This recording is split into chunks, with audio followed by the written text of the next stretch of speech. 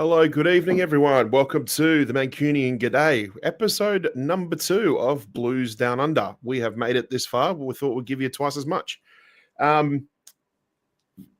Just wanted to say a big hello to everybody out there. Hope we're all doing well. Must be feeling pretty good, given it was a fun weekend and, lots to talk about over the last few days as well. I am joined by my usual band of usual suspects in Martin and Alan. Hello, gentlemen. I hope you're well. Good. How are you doing? You all right? All good here, mate. All good. Martin, how are you? Yeah, not bad, not bad. Yep. I'm only in here for 1 week. I'm not here next week when the full panel are back. That's right.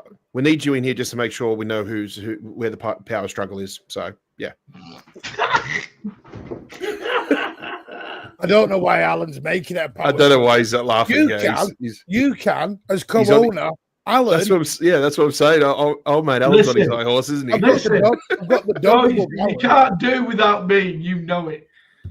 Yeah. Got the dog above you, mate. Anyway, see, I haven't got full range of this place. Otherwise, I'd be muting these two. But look, I wanted to introduce a special guest, fellow Sydney Blue, and up until recently was Oceania champion of E-League. My good mate Dylan Campbell. Mate, how you doing? It's good to see you again. Last time I saw you, I think you were helping me down the stairs after a big night out watching City beat Palace. Since then, mate, how have you been and how's things in your world? Yeah, I've been pretty well. Not much has been going on with me recently. I've got my university graduation on Tuesday, so just got that. But it's a pleasure to be on. Looking forward Tell to the folks what you're graduating in. I did my Bachelor of Commerce, so yeah. Fantastic, mate. No, glad to hear it. And what's happening with the E-League for you? Just is it going to take a little bit of a backseat now? Just looking for something else, or what's? Yeah, I mean, for me, that's in the past. For those who probably haven't seen me before, what I was doing, I was lucky enough to be playing FIFA in a professional sense. So that's what I've been doing for the last 5 years, traveling the world, playing FIFA. Yeah. And yeah, that's pretty much on the back burner now, and looking forward to doing more. Yeah, Dylan. Martin said off camera he wants to take you on. He reckons he can beat you. Look, I'll open any challenges. I've seen Martin play, and you will kick his ass. Yeah. What have you got to say, Martin? Your show. All right, I'll leave these two back to their power struggle anyway.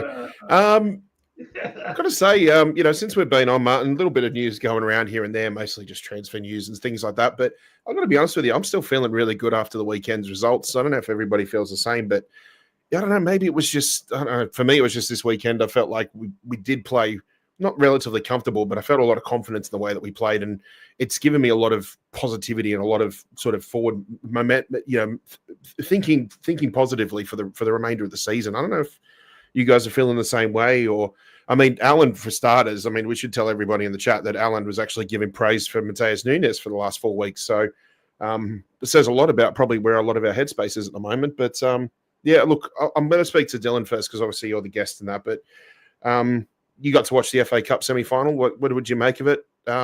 Just your thoughts on the game. Honestly, I was pretty pleased overall. I think we started really well. I was really impressed. The first half in particular, I thought was incredibly dominant, especially leading into halftime. I don't think I had any concerns whatsoever. I think that's probably one of the most confident games I've had recently. Everything was going great. And then obviously second half starts, they've had a couple of really good chances. You could say we got a bit lucky with Forrest hitting the post 3 times in that second half. But honestly, overall, I think it was a thoroughly deserved win. And sometimes you just got to have that roll of the dice go in your favor.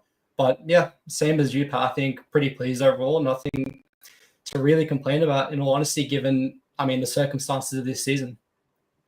Yeah, true. I agree with you. Wanted to ask you too, that lineup, by the way, probably wouldn't have picked that one in a million years, but mate, even your most abstract lineups when you're playing FIFA, you probably wouldn't have been able to come up with that, would you? No, honestly, I probably wasn't the only one to have a couple of concerns as soon as the lineup was put out. But look, at the end of the day, I guess Pep knows what he's doing, and he's proven it enough. So I just got to. He's got it right more than he's got it wrong, hasn't he? That's right. It's exactly right. So, I mean, you can have concerns going into it, and I think it's fair enough. But honestly, what I saw in that first half, I think, look, they did so well in that first half that you can't really complain about it in the end. It could just true. No, true. Morgan Gibbs White, a little bit in the shop window, I guess, because there is a bit of talk going around. What did you make of his performance? Could you see him in the City shirt? Yeah, it's an interesting one. I feel like there's a lot of conjecture around it. There's a lot of, I guess, mixed opinions about is he good enough? Specifically, if City were to sign him, would you prefer him to play in the 10, be De Bruyne's replacement, or in that 8 role? I really like him as a player, to be honest with you. I think he makes things happen. And I know quite a few people are a bit on the fence about whether the jump up to City's level is a bit too much. But personally, I'm a big fan of his, and I think he just affects the game. Has moments, even if he's not involved for a bit. He has those moments in games where he can make something out of nothing. And I guess we almost saw that on a couple of occasions on the weekend. So, yeah, I mean, I'm personally a fan of his, and I wouldn't be opposed to the signing of him. If we were to get him, would you prefer to see him in the 10 role or more in an 8 role? Because before you answer that question, I've got to say that when we refer to him in those two different numbers or those two different roles, you get very varying reactions amongst a lot of the fan base too. So I'm not saying tread carefully, like you're not going to get bloody doxed or anything like that, but I've got to say, like, because I think the problem is that when everybody starts trying to affiliate him to number 10, they're thinking, well, he's obviously coming in to replace a certain Belgian maestro that's going to be out the door. So I don't believe that, but I don't know. What are your thoughts on that? No, I definitely understand that. I think there's two parts to it, right? So you've got that aspect of him, I guess, if he is coming in as the 10, the replacement for De Bruyne, who arguably best player the Premier League's ever seen. And that's the belief that I hold personally. But you've got that, and then also the fee that people are talking about. Is he worth that? Look, I'm not sure, but we're in this day and age where what are you going to do? Like they've got all the bargaining power. I would personally take him as the 8. I'm not entirely confident as the 10. Obviously, everyone wants Florian Wirtz, but look, no one knows what's going to happen with that. I got to apologise, mate. This is a rolling joke from a previous show we had on Daps, I think, about half a day ago. So, yeah, it was just like the main topic of the show. You're all right, Marty. Which one? I kind of like this hosting now. It's actually pretty good. This is a question that's come from the Big Six 2 days ago. It's gone in every YouTube show. I've just got. Do you know what I don't know what's scarier. A gorilla, full-size gorilla, or 100 Allens? Could we mix it up and have 100 gorillas against one Allen? I mean, I paid money. They'd run home depressed because he'd just yell at every single one of them, going, "Your shit, your shit, your shit." Oh dear. Apologies. Sorry, Dylan. Yeah, just that hit us like a ton of bricks, that one. Just big up to Keely. I know you're recovering at the moment, mate. So we look forward to having you back on next week as well, too, mate. So big up yourself, rest up, and we'll see you bright-eyed and bushy-tailed in a week's time. So yeah, I'm only here because Nick and Keely are not here this week, so I'm just filling in. I'm not an Australian. I'm not an Aussie all of a sudden. No. Thank God for that. That's what the UK. Where do you live? Tell the good people where you live, Alan. Melbourne.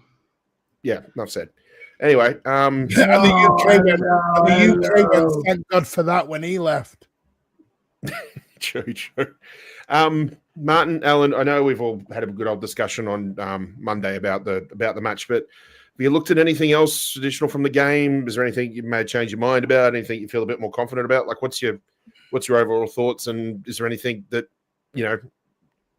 you see positive that we're going to take into Wolves next week? I don't want to go into too much on Wolves because that's what Thursday night. No, I'm over the moon with it. I thought we're really good. I worry about some people who said we gave up chances. Yeah, it's not a computer game, people. It's real life. It's an FA Cup semi-final. You're going to give up chances. The statistics show they had one shot on target. That's all they had in 90 minutes. And even speaking with Forest fans, even if they'd have got one, they didn't think. City could have, people are forgetting what City did as well. City could have scored 4 and 5 in that game. And it's been completely and utterly ignored. I always agree and parallel the universes, mate. I feel like the chances you miss can easily be equal by the other team missing chances. Yeah, I honestly thought we were comfortable. We were comfortable. I had no fear at any point in that game. Sat there. No fear. Alan? Unlike negative Nini here. Give him credit, though, because he is giving props to Núñez. I know it's only 4 weeks out of the whole season, but you've got to start somewhere. But you've got to make baby steps before you can start to run. Pat, I thought first half was probably the most controlled football I've seen this season. I wouldn't say we were powering forward, but we controlled the game completely, right?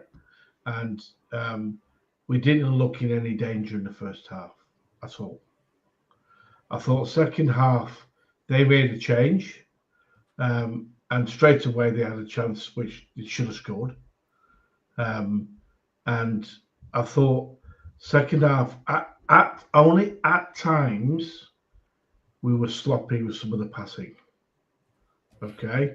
And I thought that because of some of the sloppiness with the passing, we gave them opportunities to score. That's obviously why they hit the woodwork 3 times.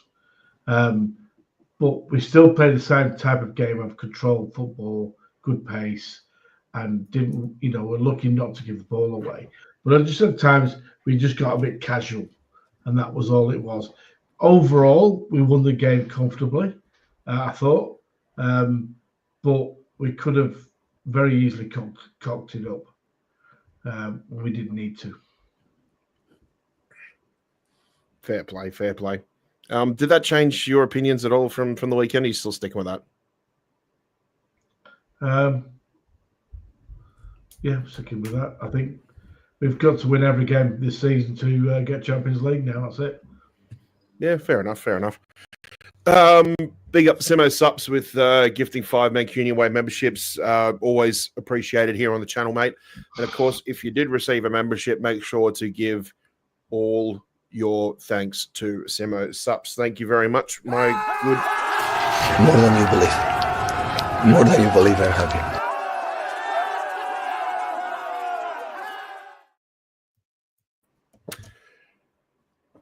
Again, big up Simo Subs. Thank you very much.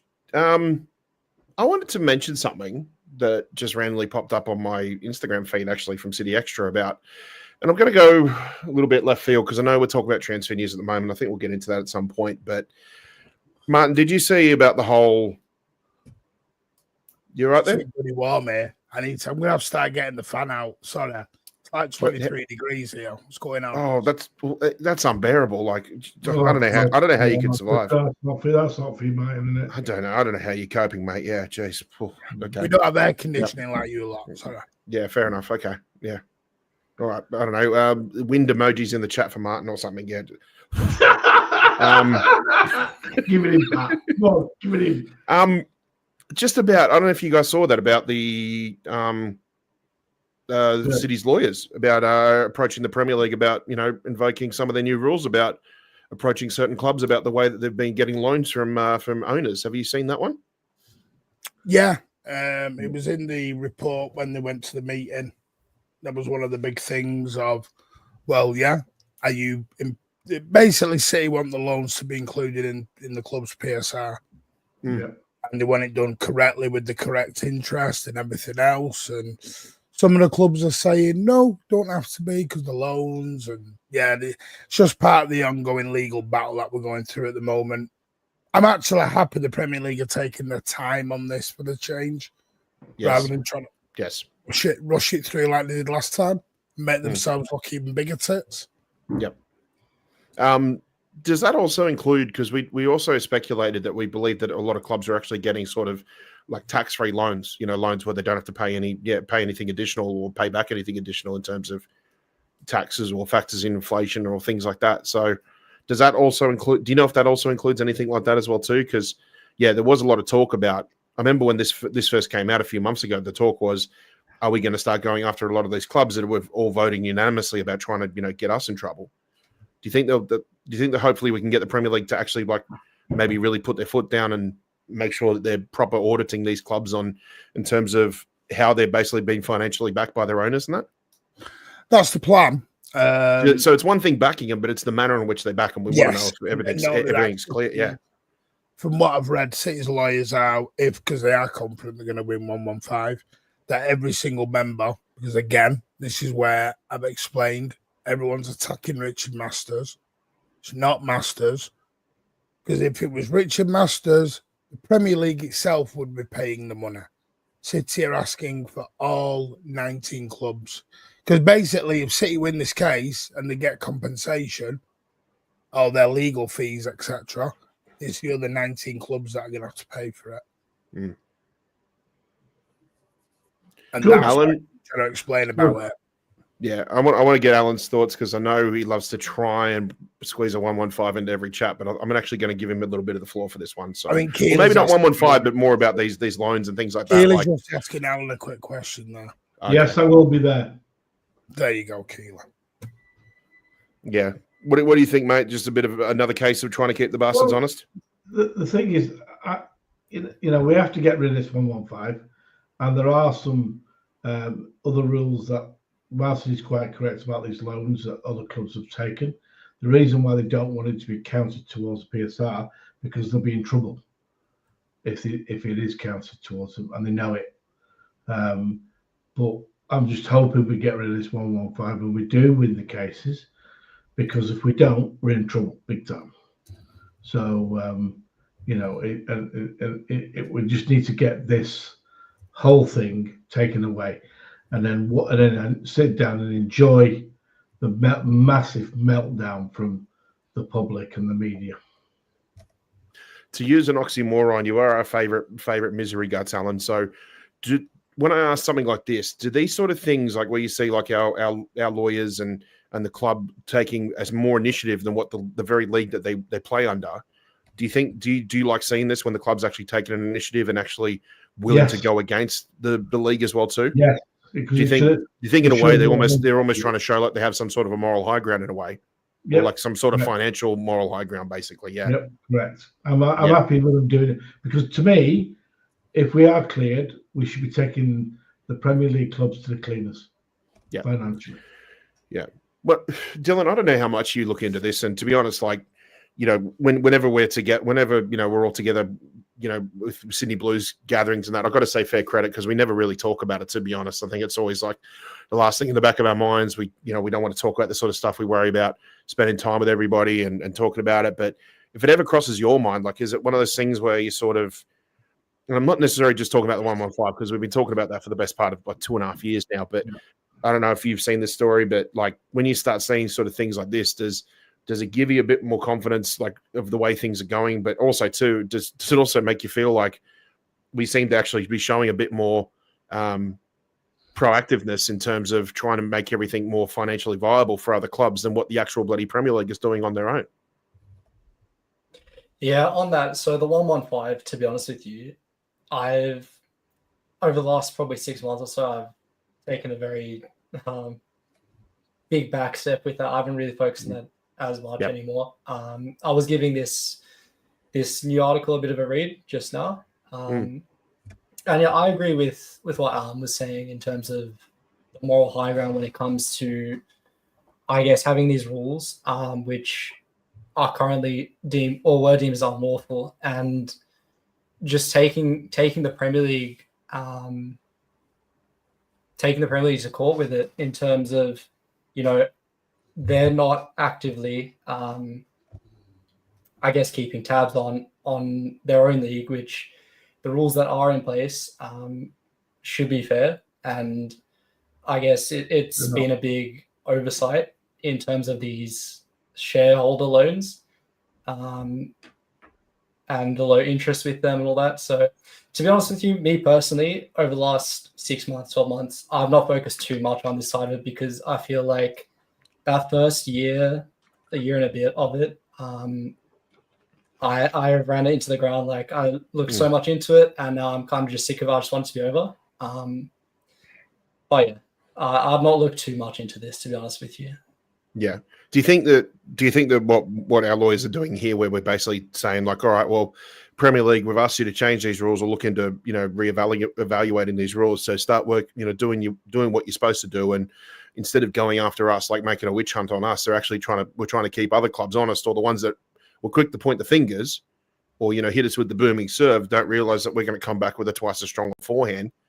And now I think it's actually sort of a way in which we're just saying like, you can't just keep dragging us through the mud. If you're going to do that, well, I'm sorry, we're going to make the rope longer and drag a few others with you as well too. But problem is, I think the way things are looking, it's more like they're trying to drag us through the mud, but not realizing that we actually came out clean on the other side. So, I think, I don't know, does that feel like for you that, it feels like we're going about it the right way, where we're defending ourselves, but at the same time, it's like, well, if you're going to go, if we're part of a 20-man group, we're not just going to stand here and take all your flack. Everybody else is going to have to say something.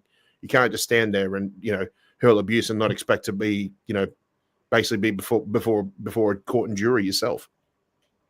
Yeah, I agree with that. I mean, it's almost as if the conduct of City was seen in a separate light to some of the conduct that the other clubs have been using in terms of the shareholder loans, when in reality, the overriding principle or the benefit derived out of each of them is pretty much similar or identical. So I guess it's one of those things that people put City in the spotlight, but this whole time you've got these other clubs which have been engaging in this conduct as well, which, look, at the end of the day, is having a similar benefit to them. Yeah, fair play. Adam Quinn in with the €5. Martin. Yeah. Remember when you said City? I've never ever said that. So listen, Adam, I don't know where you heard that. Please send me the evidence, mate. And if I did, I will admit I'm wrong, but I've never said that. But thank you for the $5. The problem is we don't clip the stuff. We never clip the snowballs before they turn into avalanches. But anyway, yeah, cool. Hey, Bree, how you doing? What's she got to say? Martin's my favorite. I'm only on to cover people not here. I'm not Aussie. I'm not on every week. This is a one-off. Everyone's getting triggered because I'm on. Now, again, like I said, he's just substitute. Don't think he's going to be pretending to be an Aussie because, God forbid. But yeah. Proud Englishman, unlike Alan. Carry on. Yeah, fair enough. Did you have anything else to add for that, Martin? Just about the lawyers and things like that. Like, I don't know. I mean, it's just to me, it's just like a bit of an ongoing saga in terms of what we think is 115, what we think is PSR, what we think this is something completely different. But again, does it make you feel a bit more sort of confident, upbeat about the fact that we're showing the initiative in a situation where a lot of people would think that we were just sort of the ones that were carrying away? Have you seen what Judas? Do you deliberately keep that near your computer just so you can show us on shows when you need to? Yeah, it's in my drawer next to my desk. Are you known as Judas?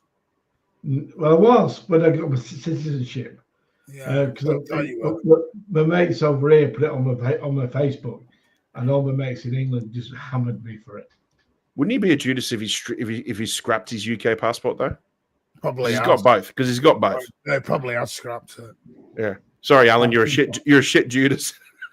You can tell he's old school. Mate, I still got it. He hasn't even got the updated one part. He hasn't even got the updated passport. No, I just got mine updated too. So yeah.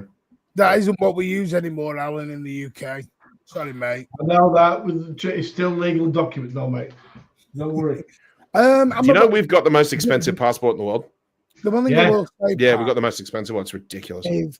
What was very intriguing, there's a big difference between people are very confused about PSR. I don't think anyone understands it fully until you properly go into it.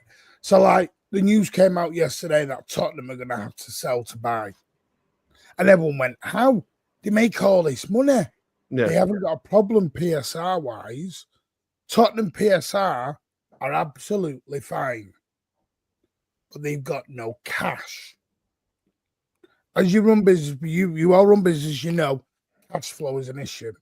Mhm. So they have, where Tottenham have a problem is they've got to keep the upkeep of the stadium going, their squad going at the moment. So wages, bonuses, wages for staff behind the scenes, etc., etc.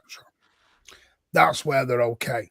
They need to, if they want to release any more cash, and also, by the way, their PSR is okay. So if they bought a player for 100 million, that would be split onto their PSR. Mhm. The problem is they don't have the cash to cover. They've only just got the cash to cover their PSR means now. Yep. So give me a player they signed. So how? Oh, Who did he sign last summer? God. Richarlison. So say they've got Hmm. Richarlison and they spent, was it 65? They will have Yep. put that over the length of his contract, 15 mil a year. Yep. That's where they're okay.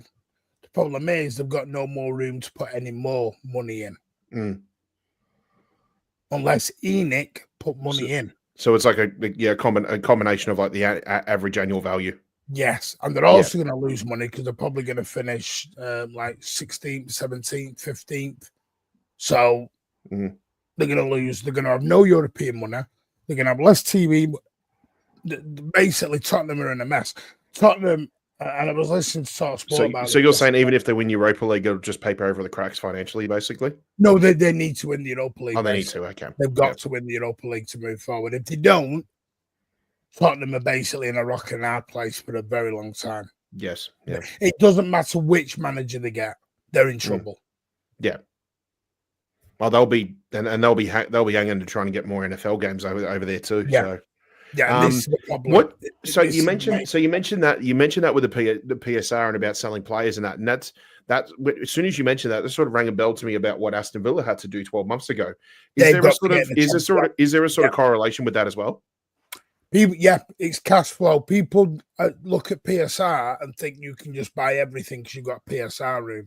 No, PSR in essence, the way I understand, it's like having an overdraft. Right. You might have a big, massive overdraft and you can pay that over. So, get yourself a nice big loan and look at me and I can pay it over this amount of time. Brilliant. Not a problem. Yep. Where's your cash flow? Where's your cold, hard? This is United's problem. United have got room on PSR, but they ain't got no cash in the bank. They've got no cash. They've got nothing else to put money into their PSR. Yep. This is the problem. They've sort of hit the line, and United have got this problem. Villa, apparently, I was listening to Stefan Boulton. I was going. This is on Talk Sport yesterday with Stefan Boulton, brilliant, who will explain this really, really well, a lot better than me. If Villa don't make the Champions League, they're in trouble. They could be in trouble. So many clubs. This is the problem. So if you notice why this top 5 fight is so important to everyone. It's important to City because of their standards. It's important to other clubs because they need the cash. If Nottingham Forest don't get in the Champions League, they're going to be in trouble. They're going to have to sell someone.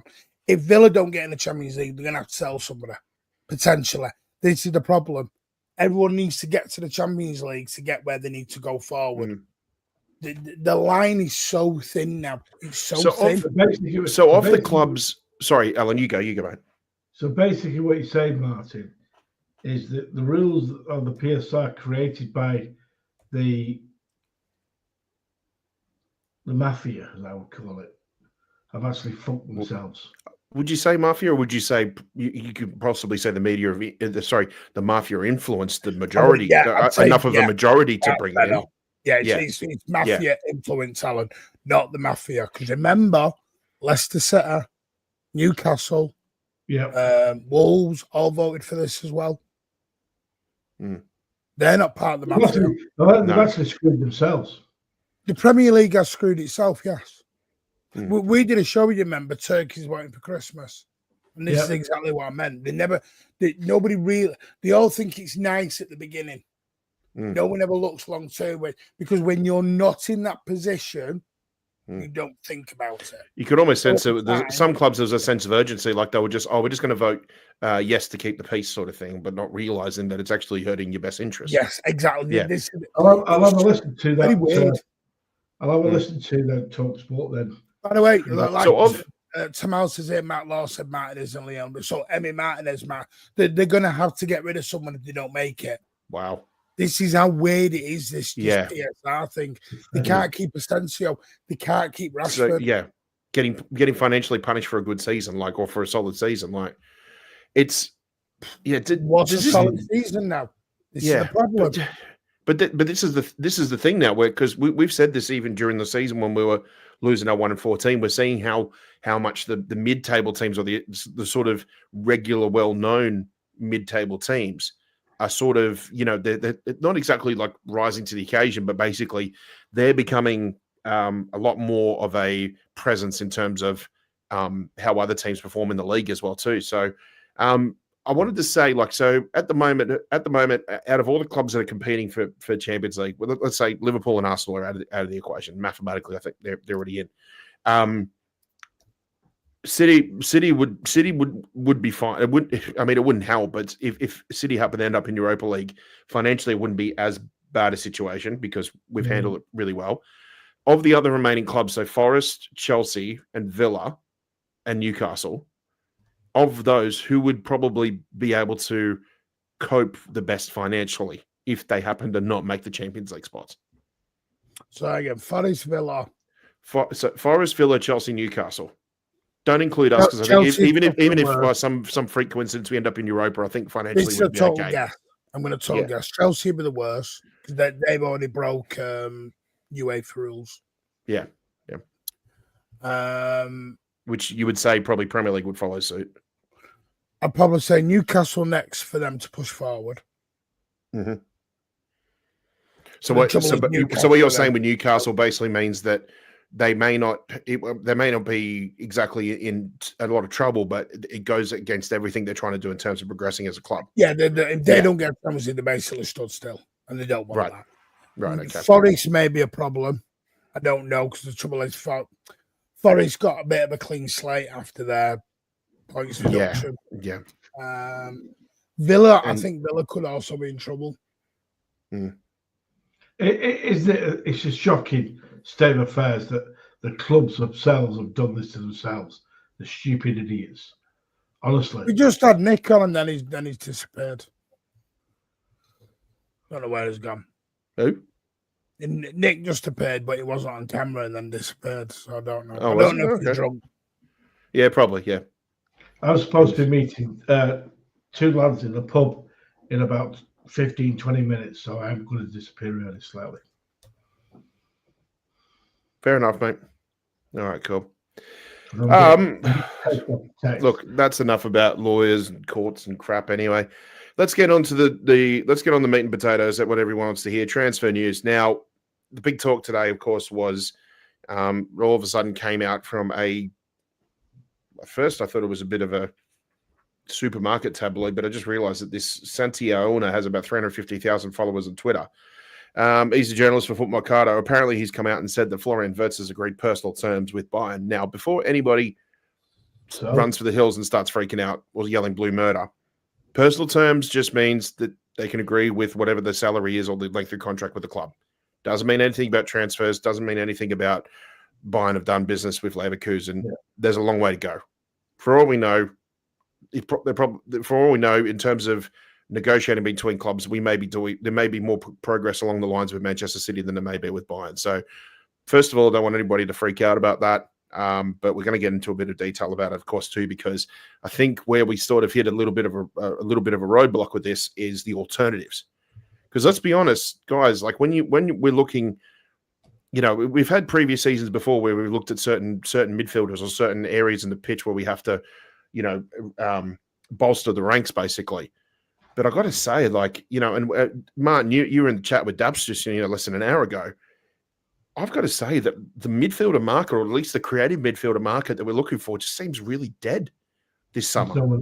Because it was like the best we could do was maybe wrangle up about 4 or 5 names, but you only have to go back a couple of years ago when we were looking for specific midfielders and that. You could probably wrangle off about 7 to 10 names every single summer. But for me, it just seems like such a dry sort of market. And look, Dylan, you've been patiently waiting there, mate. I'm gonna throw that question to you first. But like, I didn't get to ask you when I saw you a few weeks ago. But like, obviously big shoes to fill.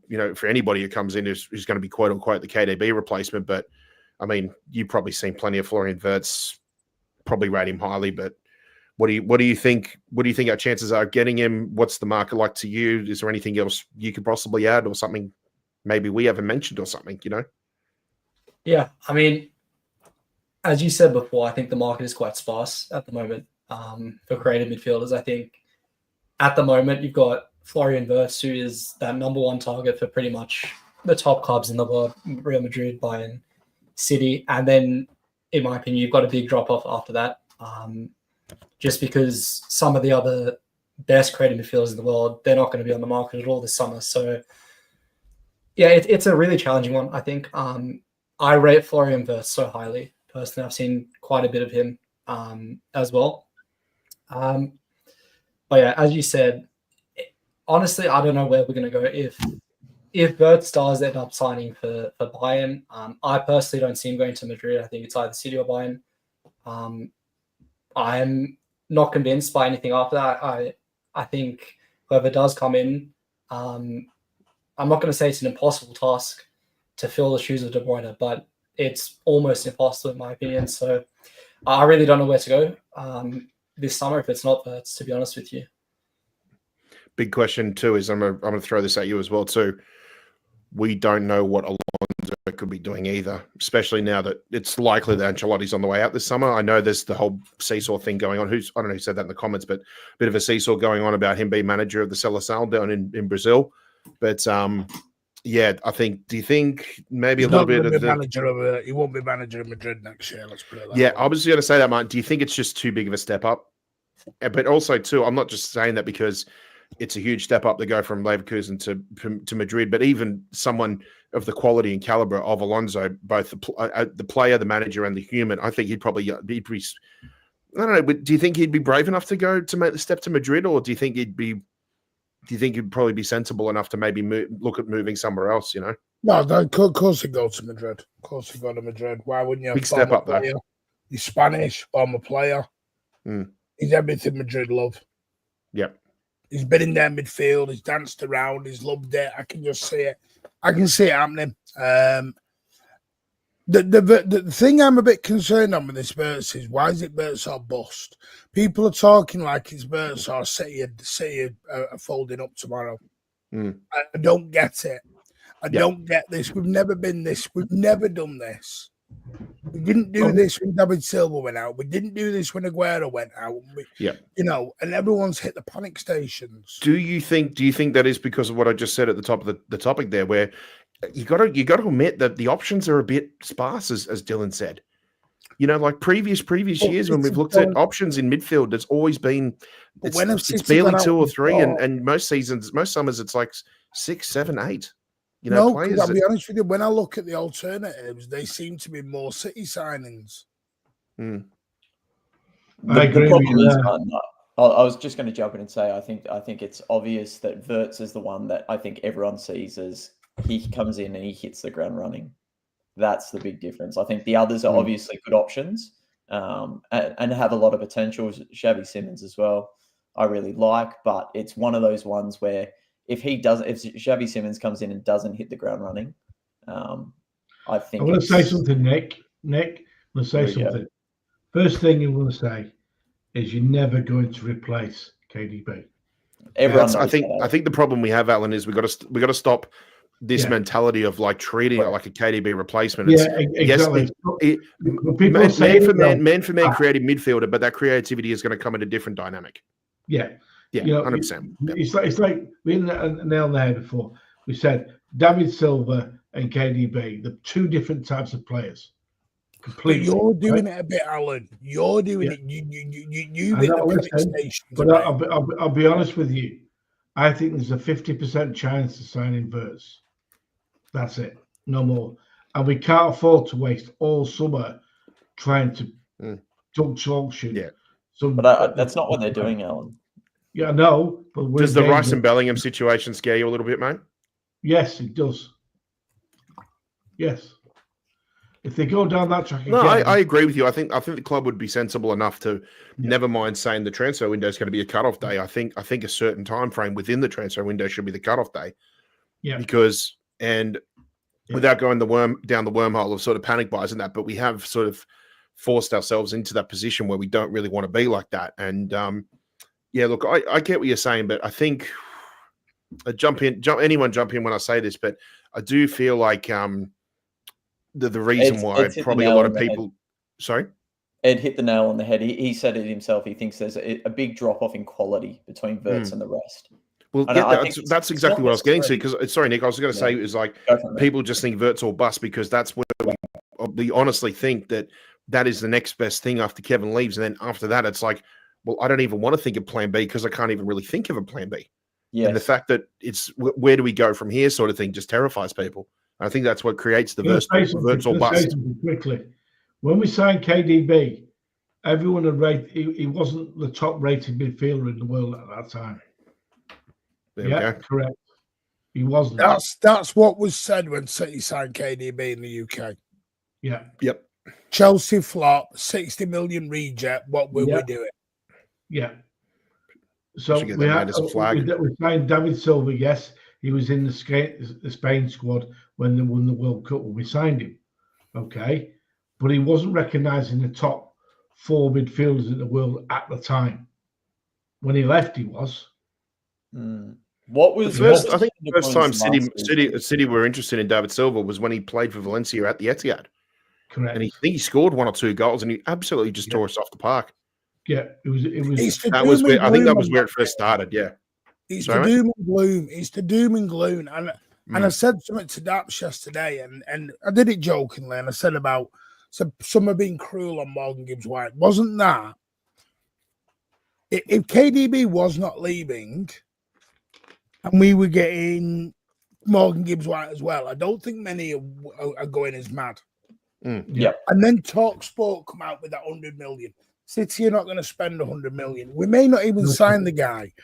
Where I mean it's a bit cruel is we're judging a player before he's even walked in the door, and we've never really done that. I mean, if that was the case, I mean, my God, and I'm sorry to use you as an example, Alan. I really don't mean to do this, but if the club acted like Alan, Rodri's gone, Sterling's gone, Bernardo would have gone. Who else did you hate in the first season? Hang on. Oh, it would just be Rico Lewis, Nico O'Reilly, Phil Foden. Cole Palmer would still be there. Yeah. 6 months ago, he's having a bit. Lewis is the best. He's the best English talent. Scott Carson would be in goal. Sterling, I hated right through his time at City. I thought he was shit. I know. My point. You hate everyone with a bloody tax file number. God's sake, mate. People are not looking in a fair way. Morgan Gibbs White, yes, he's not the name, and I get it. I understand. Even I have some reservations, but the problem is, how can I judge a player who I've never seen play in an attacking formation? He's playing in an ultra defensive formation right now. Yep. Martin, let me ask this question to Alan, right? When you talk about a player, and I'm not going to just say Morgan Gibbs White, but when you think of a player, and I'm going to put the stats to you, right? A midfielder ends a season or Premier League season with around 5 or 6 goals and about 10 Premier League assists in the league only. What would you say for that as a midfielder? Is that going to be a good season, an average season, or a shit season? And I'm not putting a name to it. Just any sort of basically. Give me the stats again. Sorry. Give me the stats again. So about 6 goals, 10 assists. That sounds a good season. So that's a good season. Okay. Who's that? So Morgan Gibbs White so far this season has 5 goals and 9 assists in the league. And you said that's good, but let me put it in perspective for you. In a Forest team with one of the lowest possessions of football in any club in the league. Now, does that sound even more? Now, when you think about those sort of stats on that sort of player, when you think of the possession that we have, to me, that's what makes it way more appealing. I'm in the same boat, Pat. I've said the same thing for a long time. I agree with that there, by the way. I think this is the biggest problem with people's expectations next year. Because let's all be honest, everyone is saying league or bust next year. Yep. That's where everyone is at. What? That's where the majority are at, Alan. We must be challenging for the league. Man, do you know what? I wouldn't even be surprised if everybody's out there is going Centurions or bust. So what I'm saying is, because they're thinking that we're going to do 2017 all over again, bad season, reset, and then just absolutely tear the league up. It depends who we buy. It really does depend. How do you rebuild when people haven't got the patience for the rebuild? We haven't. It's going to take 2 years. We don't know, and this is something I've kind of hinted at a little bit. It's like buying a house. You go and buy a house. You know it needs a good $100,000 spending on it, and you pay the money, you're $100,000, and the builders are done within a day, and you've got your brand new house. The builders may take 6, 7, 8, 9, 12 months to get your house into order, but you go, no, I don't want to wait them 12 months to rebuild my house. Forget that. Yeah. Or it's like, I'm not paying you because you got it done in 12 months instead of 12 days. Yeah, I want it done in 12 days, not 12 months. And that is how some fans are behaving on these transfers. They want the immediate guarantee.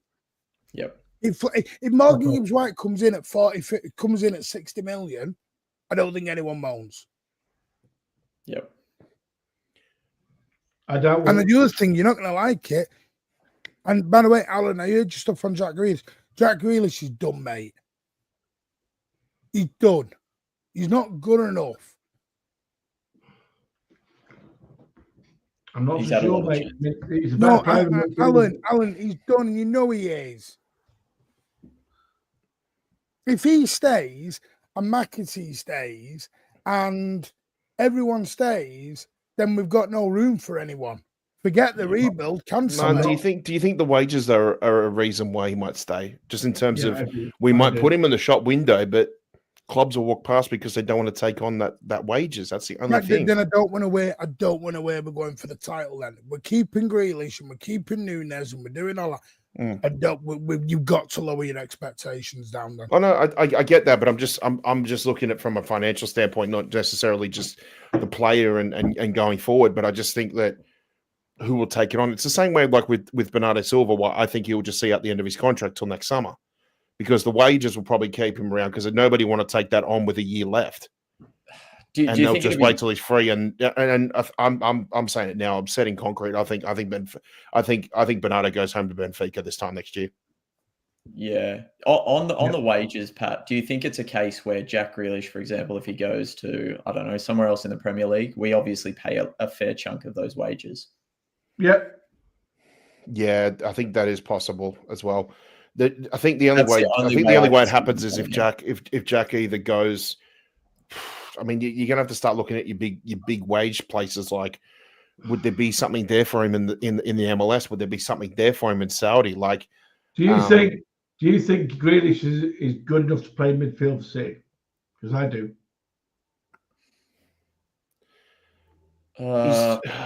He's had a few good. He's good enough to play midfield, but you know, for me, I don't know. I don't know how the way I feel about him playing in midfield for say a semi-final against Real Madrid in the Champions League is a lot different to how I'd feel him play when he's in the midfield in the third round of the FA Cup against Salford. Until I see it, I don't really know. I don't really know how I feel about it. When he's played centrally for City, he's done well. Did he play centrally? I agree with you. The only problem is he's played centrally. When he has played centrally, it's been playing in a poor season. So, you know, I feel like if Pep saw him as playing as a number 8 or a number 10 when we were at our best, then we should have seen it. We should have seen it 2 or 3 years ago, but we didn't. So I get what you're saying, Alan. There's a very, very good player in there, but let's not forget too that his best output in terms of goals and assists in his professional career was. I think it was his second last or last season at Aston Villa under Dean Smith, and he had 6 goals and 12 assists in the Premier League. Yeah, well, the £100 million price tag does not add up to the numbers, and I think the problem is as soon as we paid that money, everybody thought he was going to be like a 20 and 20 man, but he never was that. So who's better in midfield, Gibbs White or Grealish? I don't know. I can't answer that, Alan, because Gibbs White has never played in an offensive team like that. Alan, He was that at Sheffield, he was that at Wolves, and he's that at Forest. So that's the dilemma we're in. Yeah, but Alan, the patience is running out for Jack, mate. You can see it in Pep. You can see it in even the club must be frustrated with his off-field stuff. Like you can't give this guy that many chances. The thing is, Alan, you're Jack Grealish and you're on the bench. Are you happy to give Jack another season where he hardly plays? Yeah. Are you happy? Because I've heard you and bit of you keep McAtee, you keep Grealish, you want to put O'Reilly into the midfield, right? Then, and then we don't buy anyone in the summer. It stops. Are you okay with that to go with the squad you've got right now? Well, thankfully, it's not my job. It's going to be Pep's and the. No! Don't slip around. Deflections. There we go. I'm giving you the keys. If we go with the squad we've got right now, are you happy with that? And you will not moan if we finish 10th. Well, Alan, come on, just answer it. I'm very simple. I love how Martin's asking Alan to answer a hypothetical with another hypothetical. I think Grealish is a better player than that wasn't the answer. Stop giving me the politician. No.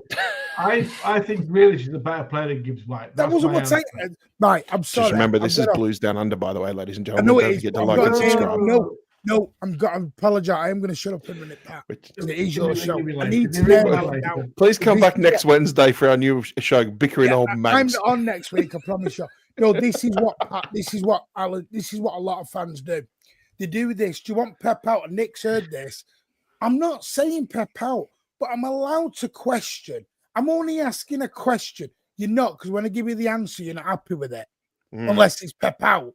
So, Alan, are you happy to not buy anyone, give all the youngsters a chance, and not win the league next year? Yes or no? It's a yes or no answer. Yes. That's a lie, Alan. Click that, record that. If it happens, we're replaying it. Thank you. Carry on, Pat. I want all the kids in. I want all the kids in. My fan, and everyone knows it. But the problem with that, Alan, is you're the first person.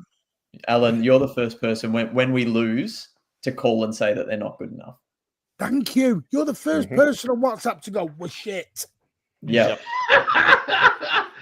Leafy makes a good comment here, mate. Big up. Thanks for being a part of the show. As a fan base, we need seasons where we don't win everything because we get too big for our boots. We all expect a challenge next season, but be realistic at the same time. Absolutely true, mate. Sometimes you've got to take a step back before you take 2 steps forward.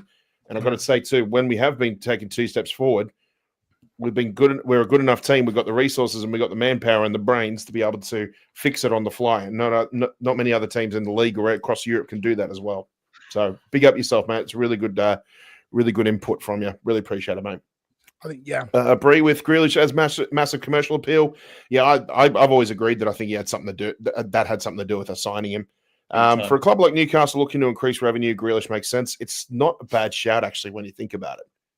Because I think Howe might be able to utilize him in a way, maybe not better, but might be able to utilize him in a more functional way in that Newcastle squad. But I don't know. Yeah, these are all very, very good options. Martin, have we had anything else this week in regards to transfers? I know at the start of the week we were hearing a bit about Viana was down in Portugal trying to wrap up the Costa deal, but also, too, there was more news coming out about Edison's got his heart set on Saudi and that too. So I'm going to go with this one because the Costa one looks like it's really made progress as well too. But do you think we'll get this done? Do you think we'll get this done before we travel to the States? Yes, I think that'll be one. The plan is, from what I've heard, is first week of June, there'll be 2 or 3 wraps. Can be so, I think we'll be done. Alan's got to go. Alan's got to go now. I do apologise. He only stays for full shows on other people's. He doesn't stay for a full show. I've done an hour for you. No. Come on. I did an hour on the other one as well. Do you know what I mean? I'm going to get a lecture for 6 hours now. Bye. I got to buy. Careful with your hands there, Martin. Right, piss off. Off you go. Bye-bye. Yeah. Appreciate it, Alan.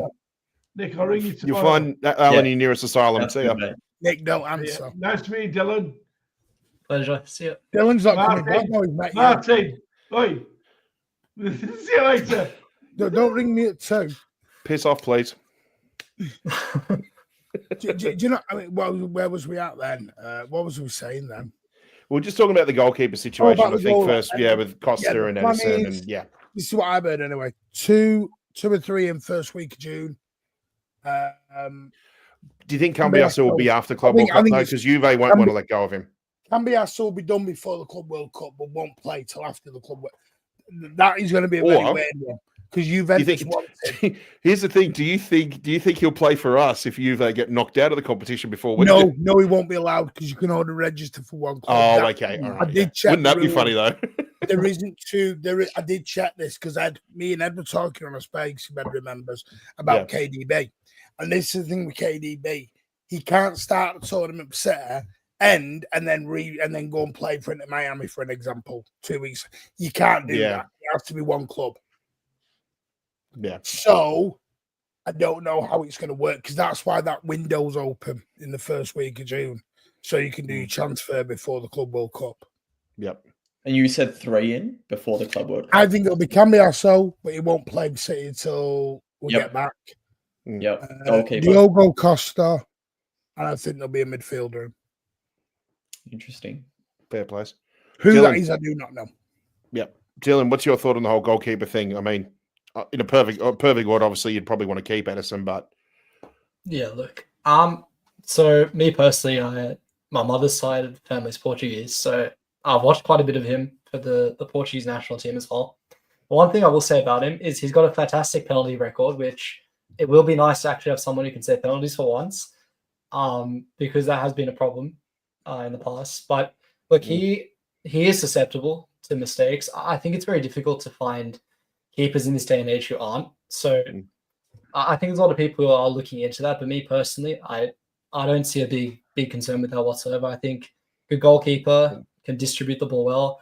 Again, it's going to be one of those where Edison has been such an integral player as part of the system for God knows how long now. And it's one of those that he's almost impossible to replace his specific skill set. So, yeah, me personally, I'm happy with Costa. I've watched quite a bit of him. As I said, the penalties, God, if we ever go to a penalty shootout again in the Champions League against Madrid or whatever it might be. a little bit more confidence. Yeah. Yeah, a bit more confidence going into that. So nice. Before I just ask you another question in regards to that, big up Mark Fogg again, 10 memberships, mate. Just like, I'm not going to say like clockwork, but obviously, mate, your support on this channel is absolutely second to none. So big up yourself. And of course, make sure you give W's in the chat and all your thanks to Foggy if you've got a membership as well too. So big up, mate. Post this in the chat. I don't know if people know. I need to explain this. There is a GoFundMe at the moment. Now, whether you want to take part of this, you don't have to do. I don't know if people know there is a KDB Wembley tribute. Oh yeah. I saw something on started up by the 1894 group. Yeah. The target is £5,000. They've raised nearly £7,000. Someone has donated 4,200, which is amazing. Brilliant. It is requests from supporters to honour arguably our greatest ever player, Kevin De Bruyne, on one of the biggest stages of world football, the FA Cup final, and it is a chance for us to say thank you and goodbye, whether he plays or not. The link is in the description. So big up there as Fogget has gifted 10 because the guy's a legend. When So you there think we about go. it, actually, it's actually a really good stage for him to go out on. Champions League final would have been lovely. Don't get me wrong. You know, Well, he won't be celebrating going another out. league title in front of in the Won't be going Etihad would out. be great too. But sorry, He won't be going out. There's What do you mean? 2 league games. oh no, I get that, but I mean, like, it's sort of in terms of like overall, like an English stage, overall English, like he'll still have his last games for us at the Etihad and whatever. But I just think it's sort of like a nice, you can't do anything about the fixtures; they're planned years in advance. But I just think it's a good stage. I think it's as good as going out and say like a Champions League final. So yeah. I wanted to get back to Dylan, goalkeepers. So yeah, you were saying about Costa has the occasional sort of bozo moment, and probably there's probably an agreement that maybe Edison is capable of one or two as well too. Do you think, though, that was the thing we always tolerated with Edison, where it was like, we know he had a little bit of a bozo moment. He wasn't exactly that good with his hands, but he made up for it by being the best in the world with his feet. Are we sort of flipping the compromise at the moment in a way where we're getting a much better shot stopper, but maybe not as good with his feet, and for that reason, maybe he's a little bit more bozo-ish? So, yeah, I mean, it's difficult because obviously how you put it, there's a trade-off. Me personally, I've always been, I guess, more drawn to keepers who are shot stoppers. I think it is the most important part of being a goalkeeper. Now, when it comes to City, obviously there's not another team in world football who plays exactly how we do with the goalkeeper. So it is one of those where the system is so unique that it is difficult to kind of give up X amount of that distribution or how the goalkeeper gets involved with the build-up. But yeah, I mean, it's one of those where it's hard to really get like a perfect replacement for Edison, I guess. And at the end of the day, like, I'm honestly a pretty big fan of Costa coming in. I think he'll do a good job. And yeah, we'll just have to see how he goes. When it came to Martin speaking earlier about Gibbs White, like, it's difficult. We haven't seen Costa in a city show yet. Obviously, goalkeeper is Martin can't wait. More of a standardized position across world football compared to an attacking midfielder. But look, I'm open to the signing for sure, and we'll just have to see how it goes. Nick, I'm excited for him to come in, to be honest. I don't know enough about him. I know he's decent with his feet. Dylan, you've probably got a better understanding on how good he is with his like ball playing and ability with his feet. But yeah, having a keeper that's a known shot stopper as well, I think it's going to make a big difference. I think especially the way we're playing at the moment, obviously playing a bit more aggressive through the fullbacks as well.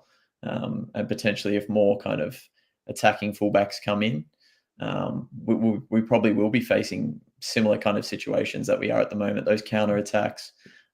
So having, a sound shot stopper wouldn't be the worst. I'd just add too as well, Dylan. You said obviously you watched the national team, watched Portugal play a bit too.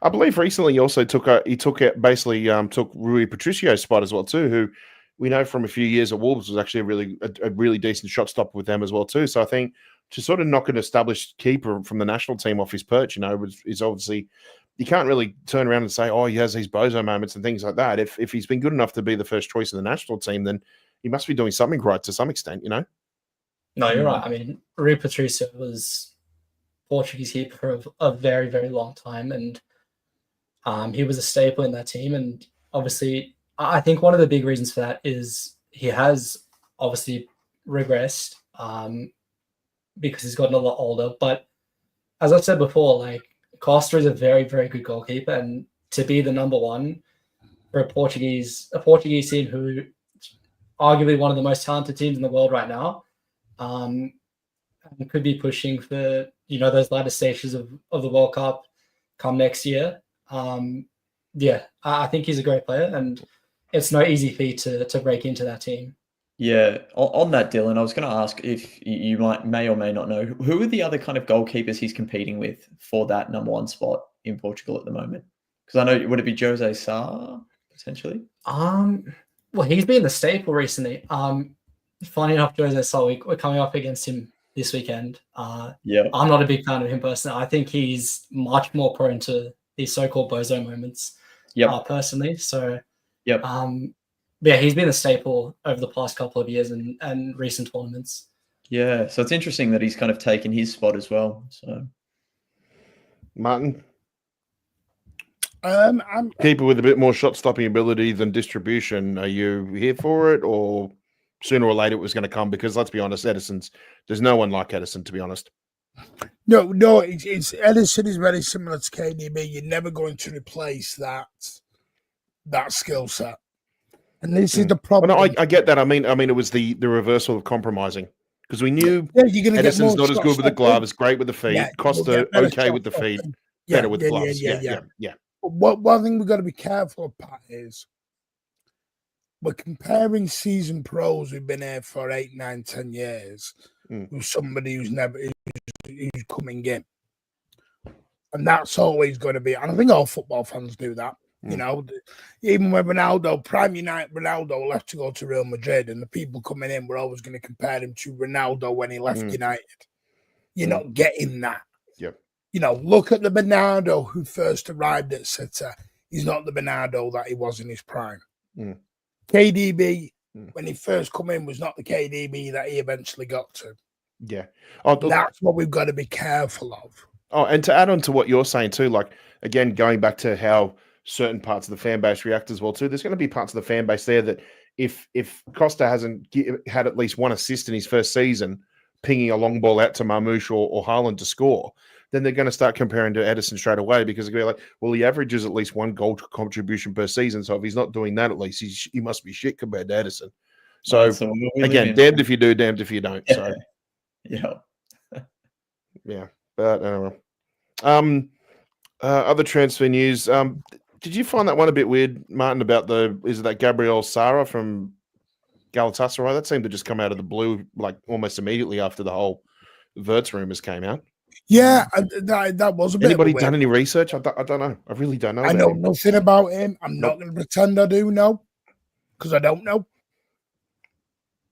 So probably literally have to talk to a Turkish league expert or somebody like a Galatasaray fan. Yeah, I just don't know. Yeah, I just don't know, mate. And that's you don't know. Is he 8? Is he 10? Like, look, it's yeah.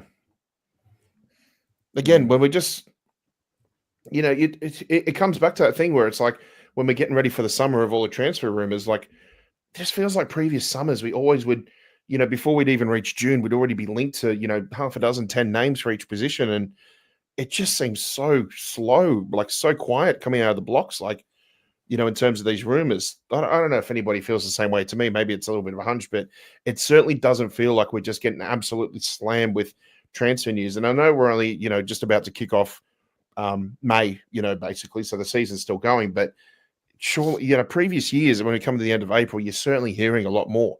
The season's winding down, so obviously the journalists are going to get a bit, start getting a bit more keyboard savvy, you could say. So, it doesn't feel. It does feel. That's just from a City perspective, but it just feels very, very slow. It feels like we're still stuck in a very slow news week. Yeah, I think it's definitely to do with obviously City withholding things from the press big time. I think previously we've kind of known roughly who our targets are, whereas this time it seems like I'm probably the opposite. I think it's a much wider net at the moment.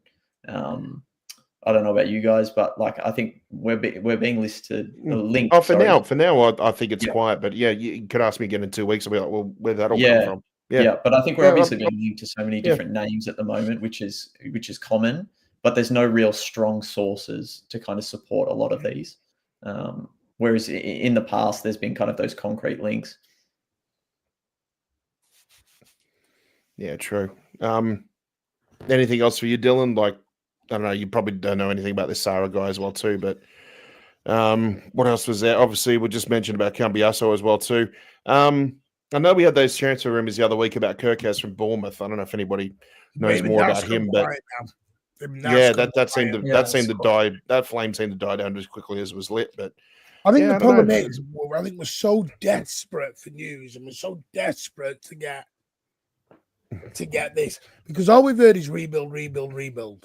When you hear a rebuild, you think there's a stack of players coming in, a stack of players going out. 10 in, 10 out or something, yeah. Trust me now, some of the stuff I've heard recently, it's putting me in mind a little bit. May not be as rebuilt as people think. Go on, Mr. ITK. No, it's not. No, it's not ITK. No, I know. Okay. I know that's Johnny, but Darcy's in the chat. I'll even confirm it. There's even talks of Nunes staying now. Yeah, I think we spoke about it. Why did you wait now to say that? No, but never mind. You should have said it 10, 15 minutes ago. What are you doing? The trouble is, it's great that they're all, because the trouble is we've now gone 8 undefeated, 4 wins on the bounce. We've found the system, and Pep sat there going, this might not be as bad as we all thought it was, people? And you go, oh, crap. So I don't know if it's a good thing and a bad thing, any of this. I think some people have just sort of glossed over the fact that it was like, maybe there's a lot of that squad that just needed not just a physical reset, but a mental reset as well. You got to think. A lot of these players aren't exactly over the hill. I think they just needed a. But again, it's like O'Reilly. They needed a bit of a come back down to earth sort of moment. Yeah, but everyone's put O'Reilly into midfield. Mm. The trouble is, right, fine, let's put O'Reilly into midfield. No problem with that. Then don't expect to sign him then. Because if you're buying Reinders or whoever, Gibbs White or Billy down the road, they're going to take the position of O'Reilly. Which is what I think I said before on a previous show, Martin, as well too. Like talking about O'Reilly, and it's like, yeah, okay, it's great what he's doing with this left winger inverted midfielder sort of role as well too. But you got to remember when next season comes in, there's going to be two major underlying factors for him. First of all, if Campbell comes in, he's going to be competing with him for that sort of role.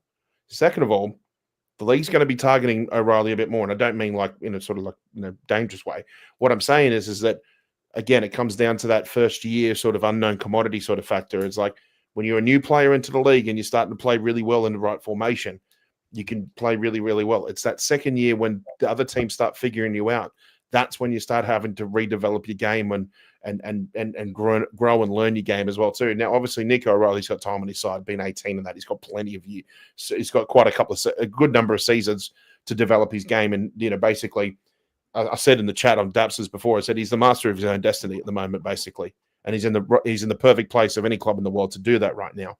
So I think for him, I think having someone like Cambiaso in would be good competition for him. But if he just follows the same sort of, goes down the similar sort of road of what Phil Foden did, then I think he's got plenty of potential for a great career. I'm not just going to say City, but a great career. So here's a question. Total Sports, I think it's a great question. We knew there was no when Aguero left, we waited Kane. Yep. We didn't get him. We didn't then panic and go and buy any old striker. We waited, we were patient, we got Haaland. When Company left, we went into panic mode and we're like, oh my God, what we're gonna do? Company's out the door. We were patient, we waited. We got the right guy in the end. Because by the way, people forget Diaz was not, Diaz was the guy I always wanted. I loved him, but we were like Koulibaly, we went to Koundé, we went down the whole of Europe for looking a centre back. So, again, genuine question. Has TalkSport got a great point here? Total Sports had a great point of if Wirtz is not available, do we panic or do we wait? Dylan, you go first because I think not only do I want you to have your say on this as well too, but we are not immune from doing this previously, as Martin just alluded to. Yeah, I mean, I guess the question then would be who would be available next summer. That's the first point. Also, me personally, I'm not opposed to these rebuild seasons. I guess I think in this day and age, people are seeking that instant gratification. We must win now. And I think that the standards that have been set over the past 10 years or so, the past 8 years more specifically, has really, I guess, clouded people's judgment or perception of what is actually realistic. And I wouldn't be opposed to it personally. I think it's worked in the past, and there's a formula that's been proven. So yeah, I'm open to that as well. I don't think it's all doom and gloom for us next season personally. I know I was going on before about Wirtz, and I think he's the one. When I was talking more about that, that's because me personally, I think he's got Ballon d'Or potential, as opposed to the other players not being good enough. I just feel like he's just got such high potential. But me personally, if that's not feasible or achievable this summer, I'm not opposed to waiting again for someone else who may be open next summer. But then again, the question that I posed at the start is, who would that player be? I'm not so sure. Well, that's what I'm saying. Like, this is Martin put this one in as sort of rhetorical, but Echeverry's and Phil Foden. We always gloss over him. That's the problem. We keep. By the way, everyone's forgotten Phil Foden. Everyone has totally forgotten Phil Foden. I think Phil Foden's now being used in the correct way. He's been taken out the firing line, been left to rest, been looked after. Let's see where we go. Why is it always Musiala, Wirtz, Rodrigo? Why is it always the big names? But we've never done. We're not a big names. Galacticos club. We've turn players into Galacticos, but we don't buy them as ready-made Galacticos. Well, here's one fear. Everyone's going on about Biana. Do you know we're haggling over Costa's release clause at the minute? His release clause is 60-odd million. We don't want to pay it. Because I'm going to give everyone a little bit of breaking news now. It's not Viana or Chica who determines what is spent. Do you want to know where the determination comes from? The guy upstairs. Comes from Khaldoon Al Mubarak. He says to them, that's how much you've got, go. So then they go away and go, all right, hang on a minute, we'll spend that there. And they have to go away and do maths. Chica and Viana are not the money guys. They're the guys who spend. The money comes from Khaldoon and Sheikh Mansour and above, not from them. I think people forget they've got a boss. But I know you're saying it in a bit on your mat because I know you want the big names and that's fine. We also have Mamouche and Bob. This is what I'm saying. I don't know. I don't know what people are wanting. That's the problem. That's a problem because we mentioned these names that are already here, Martin. It's like people want the shiny toy, but not realizing that you've already got it. You just need to give it a good buff and shine. Musiala won't be. No, Musiala's got a release clause of 170 million, mate, and we're not getting him. He's signed a new deal, mate. Musiala has signed a new deal. He's got a release clause of about 100 and I think it's more than what it was reported. And Rodrigo's 100 mil to get him out. If I'll throw one in there as well. I'm probably in the same boat as Dylan. I would be okay to wait one season for the right person.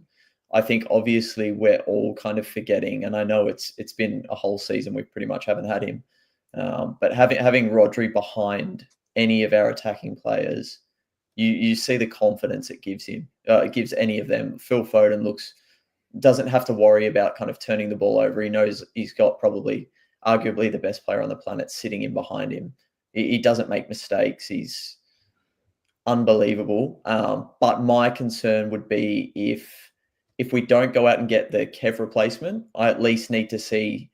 I'd arguably want to see a winger come in and a very good winger come in.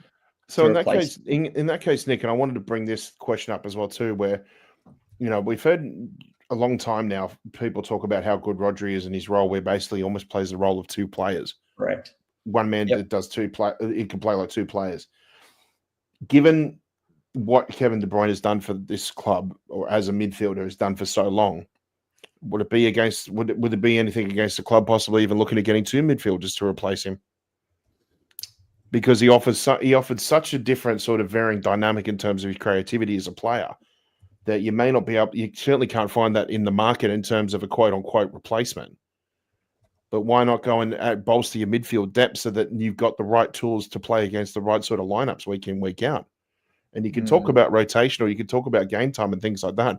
But there's still going to be 25 players in that squad that will still be screaming to play every single week as well, too. We've got 29 now. We've currently got 29. That's without anybody going out. Yeah. So I know everyone's going, we need a big squad. We've already got the big squad right now. There are players that Pep has to leave at home right now. Oscar Bob has had slight injuries, but he's also been left at home. Yeah. McAtee was suspended, so that bench was full on Saturday and Sunday. Yep. So I think we've got to be careful here and again, back to the point of who goes out the door. Yeah. I Pat, on that one, I wouldn't bring two players in to replace Kev. I think we've obviously got Phil kind of sitting there, and obviously he's a bit out of form at the moment. I'd like to see Echeverry be that third kind of option. So if you can bring in one more midfielder and have Foden, the other midfielder, and then Echeverry as that kind of understudy, that would be my preference. Yeah, no, that's a good shout, I think. Yeah. it is very difficult to sort of not get too distracted by, news articles and flashy toys and, the new big signing and things like that. We just got to remember what we've already got at our disposal. Take Kevin De Bruyne away, we've still got an absolutely fantastic spoil of riches. Exactly. Such a varying different type of dynamic footballer that just can be so effective in the way that we do things. We always seem to have the right key for the right lock. And, and we got, and again, I've said this before, it's how good we can sort of move our lineups based on the fact that I've always said, like, the reason why people carry on about saying, oh, we've got such a big squad. It's like, no, I think we look at it from us, we look at a perspective of like objects in the mirror appear closer than what they really are. Because we are closer, we see it as like, we're just rotating these Sorry, mate? Meatloaf, bad out of hell too. Whatever he said. Do you not know that? That song is on Meatloaf, Bad Out of Hell 2 album. What Objects is? in the rearview mirror may appear closer than what they are. Thanks for that. I'll keep that in mind for our next pub trivia. Big up, Bevo, for the 10 gifted memberships, mate. I hope you've been well. And we'll look forward to having you on a few more shows as well, too, mate. We need to get we've got to get back. Yeah, Bevo, where have you been, mate? You're up there with Rich in terms of on the side of milk cartons, mate. What have you been doing? I don't know where Rich is. Yeah, which, by the way, we have no idea where he is right now. Rich will be on. You think I'm bad with pissing off the other side of the world? He's 100 times worse right now. Don't worry. And say thank you to Bevo if you have been gifted. Yes, of course. Thank you. Rich will be back. I don't know when. In some capacity, he'll be back. This whole holiday, he must have been just looking for a new chair, I think. And just to let you know, when Rich comes back, Pat pisses off them 6 months. What these two are doing is alternating. Well, I will now with that attitude. Thank you, Martin. But you can all bugger off anyway. Just quickly, we'll wrap up shortly, but I wanted to go round table, and we'll also get the chat in as well too, because this is going to be a good conversation. Because to be honest, last few years, I think a lot of us have gone. Well, I wouldn't say we've gone unanimous, but there might be some interesting conversations here. I wanted to talk about City's Player of the Season. That's a short one. Yeah.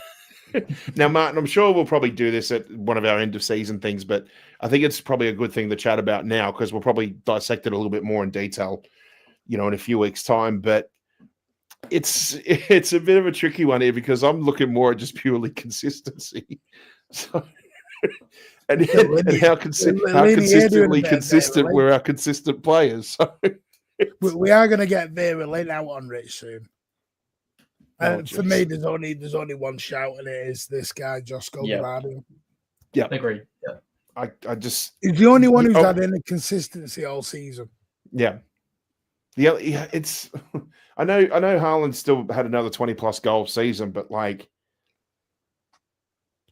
don't know. It's like you felt like he probably needed like a 40-45 goal season just to probably get the award. So I'm not giving it O'Reilly because I think he's only done it for 8 games. Small sample size. It was saying 8 games. It was saying 7-8 games he's player of the season, then we've got a problem. Seriously, we have a problem. Nunez, good start, really bad middle, good finish, but in a different position. Kovacic, again, good start, bad middle, good ending. Yeah. This is the problem. The only one who's had any consistency from August to May is Josko Gavardio. Everyone else has had 3 months where they've all just gone off a cliff. To be honest, Gavardio did have that kind of small period where he kind of fell off a bit as well during that run of games where we were, awful. But since then, again, he's probably been the only one. Again, I think we said it on the space the other day, Martin. Trying to list a top 3 was almost impossible. Everyone had Josko first, and then 2 to 3 was up in the air. People were chucking Nico O'Reilly in after 7 games. I'm like, well, you player of the season, not player of the month. Yeah, it's pretty wild. I'm like, I'm all for it. Player of the month, give it in, but not Jesus player of the season. Dylan, who's your pick? Yeah, again, I don't think there's any conversation to be had here. I think Gavardio, by far the most consistent overall. I think his floor was much higher than anyone else's floor as well. So, yeah, no discussion here for me personally. Yeah, I just don't think you can go past Josko. I mean, he would probably look at it and be like, "Yeah, thanks for the award, but thanks for the award from a shit season." But like, yeah, I mean, we have to face facts that sooner or later this was going to happen, and it was actually going to. It's weird because I don't know. I wanted to be a bit of a divided sort of, opinion on this, but if you go down through the entire list of the squad and that, you're just like, no, not even close. No, Absolutely not. No. Absolutely not. What I look at more is I think with the big discussion now will be what was probably the biggest regret of the season. And actually, I might even just quickly throw that as just a last closing little topic. What's the one that stood out for you, or maybe like not the one that got away, but like what was the sort of one for you that was just like, I wish we got to see that, or or a big injury that we missed somebody or something like that. Like just the one. If there was one thing you could have changed from the season, what could it have been? I'll go first. Rodri injury. If that never happened, I think we're right in this league title. If I'm being, I get what you're saying, Nick. But I feel like with that game time, I feel like it was going to happen sooner or later. It was. I do feel like that there's enough of a justified hypothetical to say if that didn't happen in Arsenal, it would have happened 2 weeks later against somebody else. Yes. But if that workload was terrifying, terrifying the life out of me. Yeah, and the fact that we had really no cover for him as well. Yeah, was probably our biggest mistake. Dylan? Rodri, I mean, I'm not going to regulate him for now because there's not much you can do about that. But I think in that middle part when times were really, really bad, I would have loved a bit more rotation, getting some of the younger players involved. I know that some people could have had the conversation, look, will we be in this position now? But I think there was that period of a couple of months in the winter where things were that bad that there was a great opportunity to get some of the younger players involved, just tinker something to make it work. But yeah, besides that, I mean, I don't think that this season, look, it's been saved towards the end. But I would have loved to have seen some of these younger players involved a little bit earlier. I've been 2 with a 3. I'm literally that's what I mean. I'm at Gvardiol, just early season Gvardiol, mid season Gvardiol, end of season Gvardiol. Yeah, I'm literally at Gvardiol and just Gvardiol. Yeah, I don't know. I mean, I just don't know. To give anyone else the player of the season, I feel like I'm taking the mick a little bit. I won't say the proper word because we are before the watershed. So I'd rather be honest. Yeah. What about you? What I said before, like again, I can't say like biggest regret, but like if you had a chance to change one thing in the season, what would it have been? Like, to make it a better season, or to make it to make us more competitive, or I'd probably say the same for me because I made the same mistake. I'd probably give the youngsters a chance earlier on. And even I, hold my hands up, I made that error. I said, no, it's too soon. And I look back, and I think Pep said it. I think, we should have given him a chance sooner.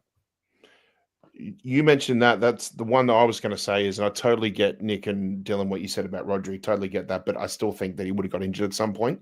Yeah, I'm going to say Rodri was always getting injured. Always. Yeah, no, but I'm going to go a different one. I'm going to say Oscar Bob getting injured. Yeah, I think if Oscar Bob didn't get injured, I think we would have seen a very different sort of way in which we would have played, probably attack. I wouldn't be surprised actually if Oscar Bob, if he had been able to carry on that form early in the season into a good chunk of the deep end of the season. We may have been sitting here probably starting to question Doku and Savio as to be like, why are they here? Because I just think he would have offered so much. He would have offered so much going forward, and such a good link-up play with Haaland that I just think we'd be talking about our attack in a much more different sort of light than what we would if he hadn't been injured for so long. Am I correct in saying Jack got injured in the same pre-season tour as well? Because I remember we started without both of them, I'm pretty sure. Well, Oscar Bob got injured wasn't it like was almost? in training. It was like a week or two after Community Shield or something. Yes. Yeah, he got injured in training. training. Yeah, that's And then right. Yeah, Jack, I swear Jack was injured as well. No, yeah. Jack Jack had one early. I just don't know if it was that early. Jack was a Jack hamstring. was or all right. No, because he played in pre-season right at the end. Mm. But he didn't start the season, I'm pretty sure. I'll have a look now. Community Field.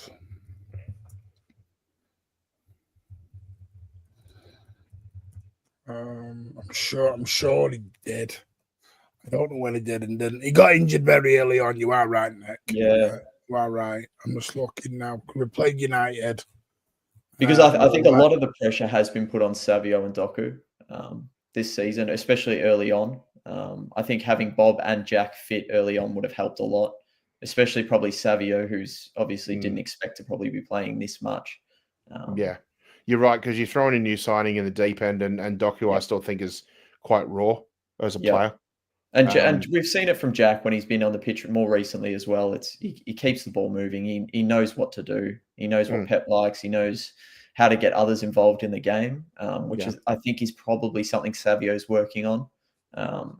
And Doku, we know, is a bit more of an individual type player, creates a chance for someone, but it's hard to know what he's going to do. Whereas Jack, I think the players have played with him for so long that they know what to expect. They know what's coming from Jack. Yeah. No, make a good point. Yeah. Martin, how you going with because we just it is difficult to try and remember the timeline early in the season once you're 9 months in, but yeah, I know it felt like it was only within a few days of winning the Community Shield that we heard about Oscar Bob with his leg. It might have been on tour because he wasn't involved at all, Grealish. Yeah, I'm pretty sure it was the last season Calvin Phillips was on the bench, believe it or not. Calvin Phillips was playing. He was playing when we went to pre-season. I don't think he played when we went to Orlando. But he played centre back in Ohio when we played Chelsea. Yeah, this was Edison Gavardio, Ruben Diaz, Kamjet Lewis, McAtee, Kovacic, O'Reilly, Doku, Haaland, Bob. That was the first game. 4-3-3. First game of the season? That was no Community Shield. Which, by the way, we're going to talk about on Thursday because I'm telling you now, I want to win the FA Cup, but I beg everyone, I'm not asked about the Community Shield. Ditch it. Send the under-15s. I don't care. I'm not dicking around with Wembley anymore. On Thursday night, we will be back because I'm going to have a rant at Nottingham Forest fans. You arrogant little so-and-sos. Don't you think you are some of you? So yeah, all Forest fans out there, yeah. Not all. No, I met some lovely, but some of the Forest fans afterwards, my God, they think the Real Madrid the way they're talking. Get back in your box. As we sang at Wembley, champions of Europe, you weren't even born. I did like what they were singing before we won the Champions League. When they'd start singing "Champions of Europe," you won't be alive. Yeah, so that's where it came up. Champions of Europe, you weren't even born. Yeah, true. But honestly, we've been called Etihad FC. Some of the stuff they've said about us and our fan base this week is borderline scandalous. So they're getting both barrels off me. Yep. Don't slip up, Forest. Don't slip up. Yep. Oh, did he, me? Yep. Anyway, it's a super anecdote, but we have to close up anyway. Big up to everybody who's been involved in the chat this evening. Firstly, going to thank you, Martin, usual suspect. Thank you, mate. Where can they find us? Anybody who's not familiar with the channel? They can find us at the Mancunian Way, YouTube, Instagram, the Mancunian Way, all links below. Episode 7 of City Till I Die podcast, brought to you by the Mancunian Way now, is out on Spotify, Amazon Music, and Apple Podcast. So that's a good one. Tomorrow we're back, Thursday night chat, where we're going to do all the lead up to Wolves. Plus, we are going to have a chat about, I've got a question of this big signing thing. I need to get to the bottom of this big Galactico thing. I need to know where these Galacticos have all come from. Yeah, we've got a special guest tomorrow, by the way. Keep an eye out. Well, that is it that rich guy? No, I'll tell you off air. Okay, cool. About 9:30, I think we'll be live. But yeah, Okay. come and join us. I will not be here normally. I'm just in place of Keely Rich or Alan. Well, it's good. It's good to have you as an honorary Aussie for the night, man.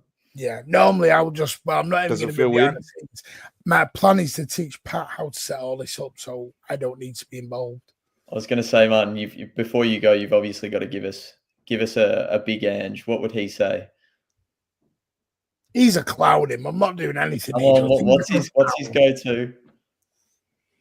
I don't know. You've got to put mate on everything. No, I don't. He's an absolute clown. He sat there giving it the big un in that press conference. Your 17th, mate. There Get back it is. in your box, There we mate. go. You sat there telling us, oh, having a go. You got slapped up at Anfield. You're 17th, and you've got the gall to have a go about 5th place. How does it make you Fifth feel when place? Ange? You're not even How does it- 15th, you clown. How does it make you feel when Ange managed the Australian national side to a national trophy, meaning that in the history of our nation in football, we've equal to the same amount of trophies as England is? I mean, that stands for something. I'll get in touch with you, mate. We'll sort something out, but you're always welcome on. Yeah. I just don't know what. I think the guy's a tool. The guy's an absolute tool, and he'll keep his job because, like I said, Tottenham have got no cash. Yeah. They don't know what they're doing half the Right. time anyway. I'm going to jump. I'm off to the gym. Yep. Nick, besides they can find you at Imperial with a filter over Alan's face, where else can they find you? Yeah, just on Insta or Facebook, but just reach out to me, obviously through here and on the chat if you want to grab that off me. And yeah. on it. Yeah, and on X as well. Yeah. And last but not least, big up to Dylan for being a part of the show. Obviously, wouldn't say it was last minute, but we kind of let you know only a few hours ago. So big up for being a part of this, mate. Great Where stuff. can they find you besides, looking after us fossils at the Sydney Blues week in, week out? Yeah, I'm also on Instagram and X. Just search up D Campbell 20 or Dylan Campbell. You should get me. Yeah. Yeah, it's been a Especially pleasure. anybody out there who plays FIFA or esports, I'm sure you'd be able to learn some tips and tricks from Dylan as well too. So look, we'll wrap it up. As Can I Martin just say said, one thing, Pat, before you jump? Can you please Yeah. share this around, please? Please share this around. It's a brand new show. We need to get. I'm going to be honest. Could we get the numbers up a little bit? But come on, people are giving up the time to come and do this. I know it's new, but come on, share that around. Let's really push it and get it out there for your channel to grow. We're trying to find our feet, but we can find our feet faster with more help from you guys. So yeah, anything is always appreciated. So again, big up to everybody out there. Big up to the panel as well. We look forward to Blues Down Under again, same time next week. We will see you for Thursday night chat. Until then, always and forever, up the Blues. Come on, Setsy. See you, everyone.